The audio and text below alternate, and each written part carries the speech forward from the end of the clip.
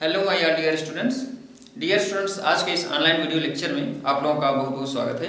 आज के इस ऑनलाइन वीडियो लेक्चर में डियर स्टूडेंट्स हम आपका वेरी मोस्ट इंपॉर्टेंट टॉपिक यहाँ पर डिस्कस करने वाले हैं, जिसका नाम है एक्सियल रोटेशन ऑफ अर्थ। ठीक है डियर स्टूडेंट्स, जैसा कि हम जानते हैं कि अर्थ जो होता है किसी फिक्स्ड एक्सिस के थ्रू रोटेशनल मोशन भी करता है और किसी पॉइंट के थ्रू या कह सकते हैं एक ऑर्बिटल मोशन भी रखता है। ठीक है, तो अर्थ हमारा कुल दो टाइप का मोशन करता है, एक तो रोटेशनल मोशन और एक जो है ऑर्बिटल मोशन। ठीक है, तो आज के इस लेक्चर में डियर स्टूडेंट्स हम आपका रोटेशनल मोशन यहाँ पर अर्थ का डिस्कस करने वाले हैं। तो यहाँ पर डियर स्टूडेंट्स हम देखेंगे वैल्यू ऑफ जी। आप लोगों से रिक्वेस्ट है कि अगर आप हमारा इसके पहले का वीडियो लेक्चर नहीं देखे हैं जिसमें हमने एक्सप्लेन किया है कि वैल्यू ऑफ जी जो है आपका कैसे प्लेस टू प्लेस या कह सकते हैं अर्थ सरफेस के ऊपर या अर्थ सरफेस पर या अर्थ सरफेस के नीचे कैसे जो है वैल्यू ऑफ जी आपका इफेक्टेड होता है, वेरी करता है। तो हमने देखा था कि एवरी केसेस में जैसे कि ग्राउंड द सरफेस ऑफ अर्थ से ऊपर भी आपका वैल्यू ऑफ जी जो होता था घटता था, डिक्रीज होता था, और अर्थ के इनसाइड भी वैल्यू ऑफ जी आपका घटता था। ठीक है, तो डियर स्टूडेंट्स इसके पहले हम इसको डेरिवेट करके एक्सप्लेन कर चुके हैं। तो आज के इस लेक्चर में हम देखेंगे कि वैल्यू ऑफ जी सरफेस पर, अर्थ के सरफेस पर भी चेंज होता है। ठीक है, तो डियर स्टूडेंट्स यहाँ पर हम इसके लिए सपोज कर लेते हैं, ये हमारे पास है, ये हम सपोज कर लेते हैं ये हमारा अर्थ हो गया, इसका हम ये सेंटर सपोज कर लेते हैं O। ठीक है, इसके सेंटर से ये एक्सिस हम सपोज कर लेते हैं X और ये एक्सिस हम सपोज कर लेते हैं Y एक्सिस। ठीक है, यहाँ पर इसका सेंटर सपोज कर लेते हैं। ठीक है डियर स्टूडेंट्स, ये इसका अर्थ का क्या हो जाएगा, लैटिट्यूड हो जाएगा।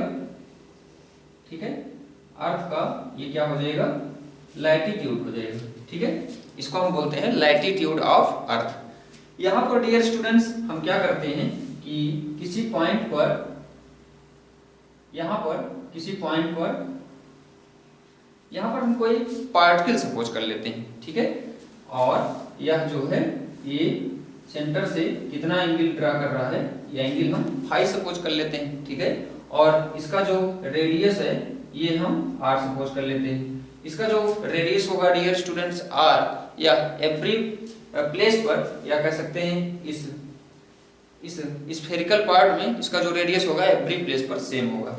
ये हो गया इसका रेडियस। ठीक है, यहाँ पर हम पॉइंट P सपोज कर लेते हैं। ठीक है, अब डियर स्टूडेंट्स जब ये रोटेशनल मोशन करेगा, यहाँ पर हम सपोज कर लेते हैं कि ये कुछ इस टाइप से rotational motion through this fixed axis या through this fixed Y axis के थ्रू ये रोटेशनल मोशन करेगी। ठीक है, अब यहाँ से ये डिस्टेंस आपका कितना हो जाएगा, ये डिस्टेंस हम सपोज कर लेते हैं R हो जाएगा। ठीक है, इसका डियर स्टूडेंट्स जो मोशन होगा कुछ इस टाइप से होगा।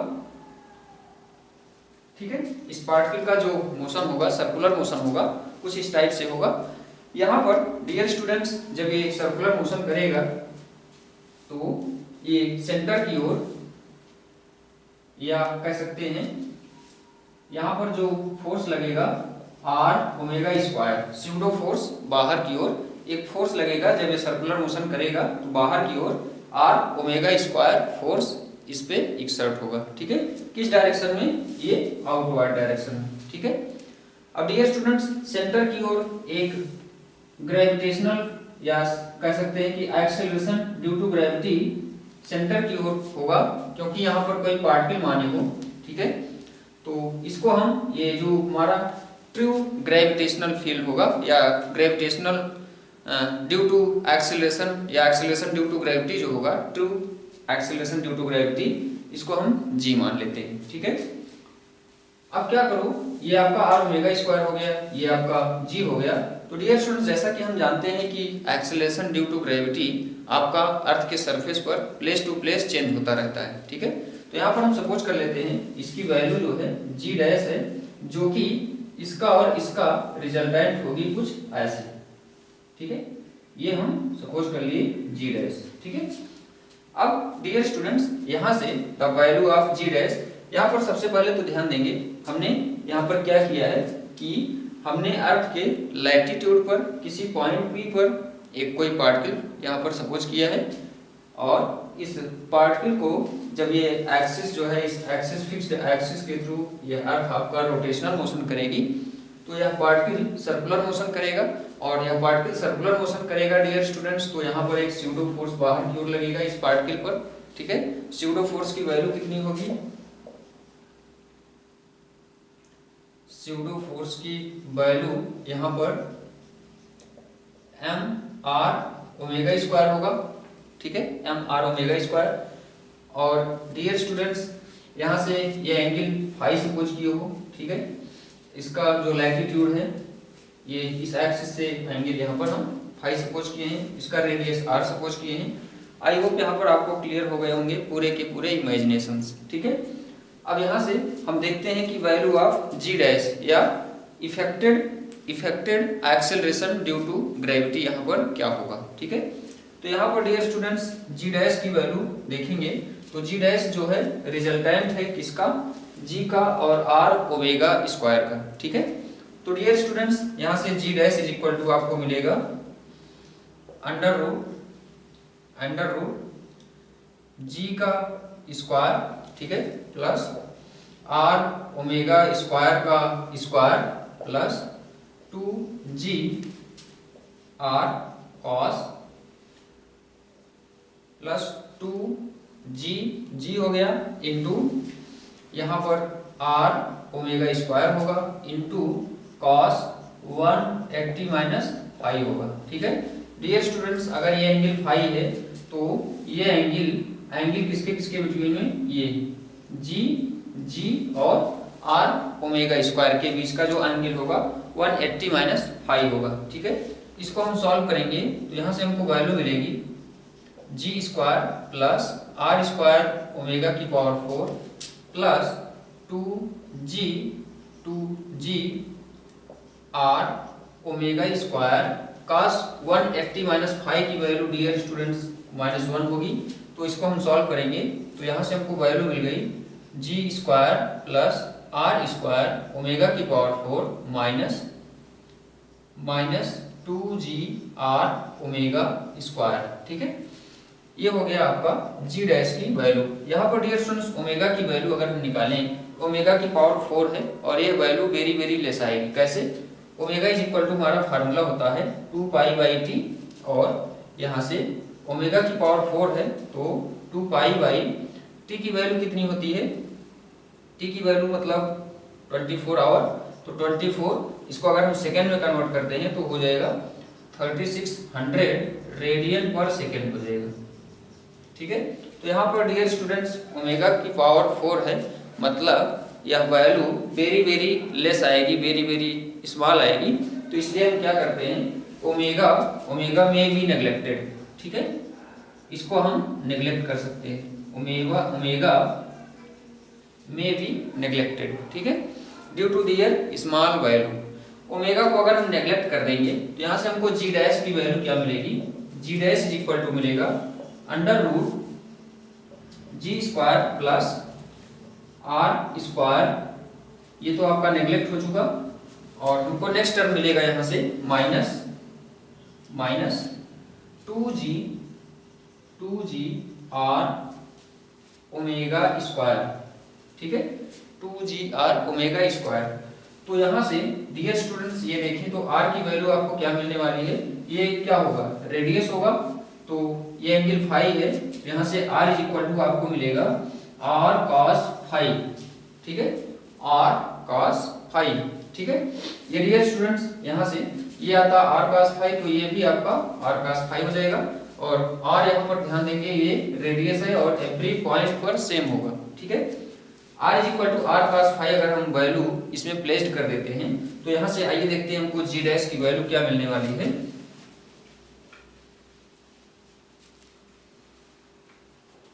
तो यहाँ से dear students r is equal to हमको मिलेगा r cos फाई। ठीक है, तो g dash is equal to हमको मिलेगा under root g² minus 2g r⍵², तो 2g r की वैल्यू क्या है? r cos phi into ⍵²। ठीक है, तो ये हो जाएगा g dash is equal to, अगर इसमें से हम जी स्क्वायर बाहर कर लेते हैं तो जी बाहर हो जाएगा और आपको यहाँ पर अंडर रूट में मिलेगा 1 minus 2 r cos five omega square upon g मिलेगा। ठीक है, इसकी पावर हो जाएगा 1/2। ठीक है, अब डियर स्टूडेंट्स अगर ये टर्म वेरी लेस होता है, स्मॉल होता है, तो इस केस में हम एक फार्मूला लगा सकते हैं, g dash is equal to g 1 minus 1/2, तो 1/2 से 1/2 कैंसिल हो जाएगा, 2 से 2, तो यहाँ से हमको मिल जाएगा r cos five omega square upon g. ठीक है, अब डियर स्टूडेंट्स यहाँ से आगे हम सॉल्व करके लिखते हैं, g dash is equal to, यहाँ से देखो तो आपको मिलेगा जी से इसमें हम मल्टीप्लाई कर देते हैं, तो जी माइनस जी से मल्टीप्लाई कर दोगे तो आपको मिलेगा r cos five omega square. ठीक है, अब डियर स्टूडेंट्स ये हमारा हो गया फंडामेंटल रिजल्ट। ठीक है, तो जी डैश की वैल्यू डियर स्टूडेंट्स, जो जी डैश है यहाँ पर, जी डैश क्या है, एक्सेलरेशन ड्यू टू ग्रेविटी, या एवरी पॉइंट पर चेंज होता है। ठीक है, एवरी पॉइंट पर अर्थ के सरफेस पर चेंज होता रहता है। ठीक है, तो डियर स्टूडेंट्स यहाँ से हमको एक रिजल्ट तो ये मिला कि जी डैश की वैल्यू यहाँ पर देख रहे हो g minus r cos five omega square, मतलब जी आपका क्या था, जी वैल्यू कितना कहाँ पर होती है, जी वैल्यू आपका अर्थ के सरफेस पर होती है, very close to earth surface. हम जी की वैल्यू निकाल भी चुके हैं, जी एम बाई आर स्क्वायर आता है। तो डियर स्टूडेंट्स यहाँ पर जी है आपका true acceleration due to gravity. ठीक है, तो true acceleration due to gravity, यहाँ पर जी डैश की वैल्यू, इसमें से ये टर्म माइनस हो रहा है, मतलब ये जी डैश की वैल्यू यहाँ पर रिड्यूस हो रही है, कम हो रही है। ठीक है, या इफेक्टेड हो रही है कह सकते हो। अब डियर स्टूडेंट्स यहाँ से एक तो हमें ये पहला रिजल्ट मिल गया, ठीक है, कि जी की वैल्यू या जी डैश की वैल्यू चेंज हो रही है। अब डियर स्टूडेंट्स यहाँ पर हम नेक्स्ट रिजल्ट ये कह सकते हैं कि एट फाइव इक्वल टू 0 पर, 0 डिग्री पर, मतलब इक्वेटर कह सकते हो, एट इक्वेटर पर आपका फाइव 0 हो जाएगा। ठीक है, इक्वेटर यहाँ पर समझ सकते हो, है ना, इक्वेटर पर डियर स्टूडेंट्स फाइव 0 हो जाएगा, तो आपका जी डैश इज इक्वल टू क्या आएगा, जी माइनस cos फाइव की वैल्यू हो जाएगी, cos 0 की वैल्यू 1 हो जाएगी, यहाँ पर इसकी वैल्यू 0 प्लेस करोगे तो r omega square.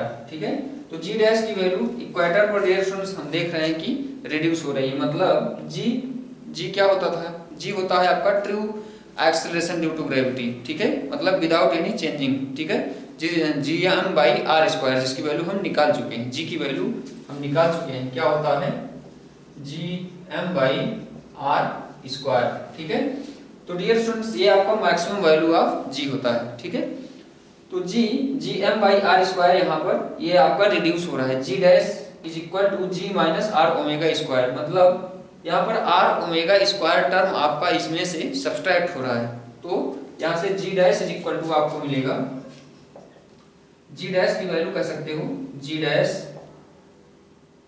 Is reduces. ठीक है, या कह सकते हो जी डैश की जो वैल्यू है डियर स्टूडेंट्स, जी डैश ध्यान देंगे, जी डैश क्या है, जी डैश आपका effected acceleration due to gravity है, जो कि इक्वेटर पर हम देख रहे हैं कि घट रही है, मतलब मिनिमम।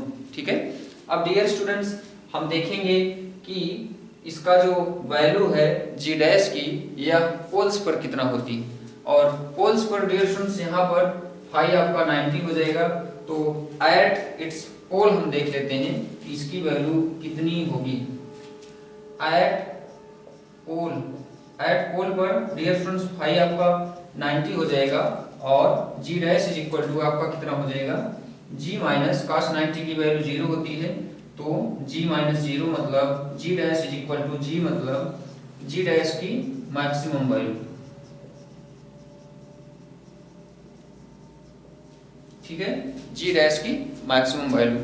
तो डियर स्टूडेंट्स यहाँ पर हमने देखा कि जी डैश की वैल्यू इसके पोल पर मैक्सिमम होती है। ठीक है, और इक्वेटर पर मिनिमम होती है, और अदर प्लेसेस पर कैसे इफेक्टेड होती है, इसको हम दिस टर्म से रिप्रेजेंट कर सकते हैं, g dash is equal to g minus r cos five omega square. ठीक है, तो डियर स्टूडेंट्स यहाँ पर हम कह सकते हैं कि मैक्सिमम वैल्यू ऑफ जी आपका कहाँ पर होता है, आपका मैक्सिमम वैल्यू ऑफ जी होता है एट इट्स पोल। ठीक है, तो इसको भी हम इसके पहले बता चुके हैं, इसके पहले के लेक्चर में। तो डियर स्टूडेंट्स जहाँ पर हम वैल्यू ऑफ जी आपको एक्सप्लेन कर रहे थे from the surface of earth at any height या inside of earth.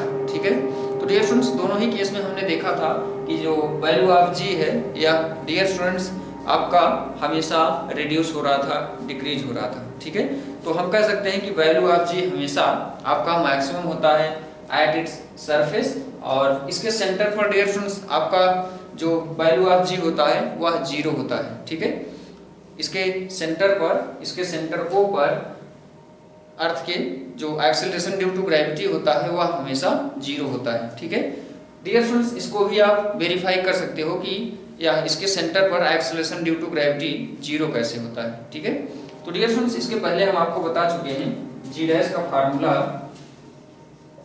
Ji dash is equal to g upon 1 plus h upon r का होल स्क्वायर। ठीक है, ये कहां पर था, ये हम अर्थ सरफेस से ऊपर जा रहे थे तब था। ठीक है, अब डियर स्टूडेंट्स नेक्स्ट फार्मूला हम आपको बताए हैं इनसाइड ऑफ अर्थ, क्योंकि आपको सेंटर पर निकालना है। तो सेंटर पर निकालने के लिए हमने आपको फार्मूला बताया था जी डैश का कल का मतलब डियर स्टूडेंट्स इसके पहले के वीडियो लेक्चर में, इसीलिए हम आपसे रिक्वेस्ट करते हैं कि आप लोग जो है वीडियोस को सीक्वेंशियली देखें, तभी आपके ऑल डाउट्स जो है क्लियर होंगे। ठीक है डियर स्टूडेंट्स, यहाँ पर हम क्या करते हैं, अगर हमको इसके सेंटर पर वैल्यू निकालनी है जी डैश की, तो इसके लिए हम एक फार्मूला इसके पहले के लेक्चर में आपको डेरिवेट कर चुके हैं कि हम अगर इनसाइड मूव करने लगते हैं जैसे जैसे, तो जी डैश की value g1 minus d by r आया था। ठीक है, ये हमारा डेरिवेशन इसके पहले आ चुका है। ठीक है, तो डियर स्टूडेंट्स यहाँ पर g dash is equal to g1 minus ये हो जाएगा आपका इसके सेंटर पर d इज इक्वल टू क्या हो जाएगा, ये r is equal to d हो जाएगा। ठीक है, तो dear students d is equal to r हो जाएगा सेंटर पर, ध्यान से समझेंगे। यहाँ पर d आपका सेंटर पर हम पॉइंट कहीं इसके इनसाइड लिए थे एट अ डिस्टेंस d, तो इसके सेंटर पर हम चले आएंगे तो d is equal to r हो जाएगा। ठीक है, तो d is equal to r यहाँ पर हम प्लेस कर देंगे 1 माइनस 1, मतलब जी डैश की वैल्यू जीरो हो जाएगी। ठीक है, तो डियर स्टूडेंट्स यहाँ पर हम देख सकते हैं कि जी डैश की वैल्यू इसके सेंटर पर जीरो होती है। तो जी डैश की वैल्यू या जी की value acceleration due to gravity आपका मैक्सिमम होता है एट इट्स सरफेस, या कह सकते हो कि इसके सरफेस पर या very close to the surface of earth. Dear students इसके ऊपर आपका जो जी की वैल्यू होता है इसके ऊपर भी रिड्यूस होता है, डिक्रीज होता है, और इसके नीचे भी आपका वैल्यू ऑफ जी डिक्रीज होता है। ठीक है, और सेंटर पर जीरो होता है। ठीक है, तो डियर स्टूडेंट्स आज के इस लेक्चर को हम यहीं पर स्टॉप करेंगे। आई होप आपको क्लियर हो गया होगा यहाँ पर एक्सिस ऑफ रोटेशन और यहाँ पर वैल्यू ऑफ जी इसके सेंटर पर। ठीक है, तो थैंक यू वेरी मच।